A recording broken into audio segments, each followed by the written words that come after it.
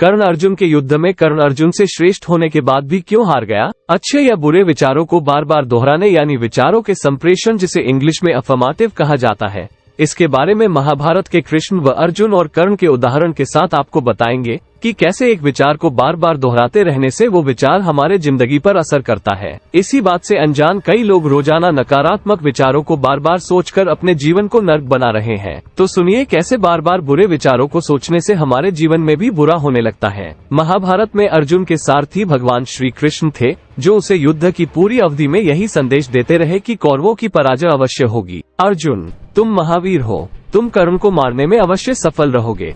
तुम्हारे साथ सत्य की शक्ति है, परमात्मा की शक्ति है, इसीलिए जीत तुम्हारी ही होगी।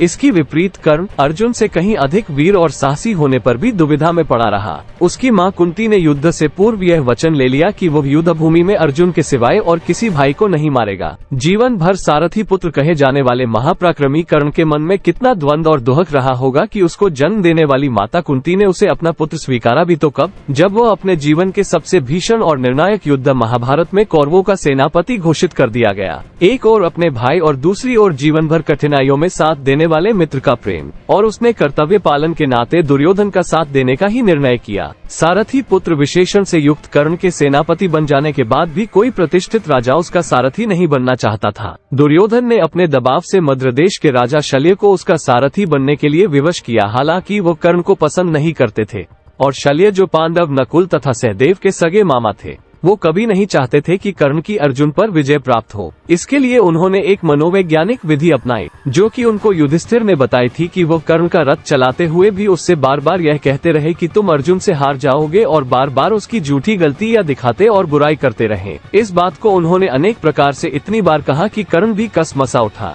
इस तरह एक और अर्जुन था, जिसके सारथी योगीराज कृष्ण उसमें उत्साह, आत्मविश्वास और विजय के विचार तथा भावनाएं भर रहे थे, तो दूसरी ओर दुविधाग्रस्त कर्ण था, जिसके मन में शल्यहीनता, हताशा तथा हार के विचार भर रहा था। अंत में कर्ण अर्जुन के बाणों से धराशायी हो गया और उसकी हार हो गई। इस कथा में एक मनोवैज्ञानिक सत्य छिपा हुआ है।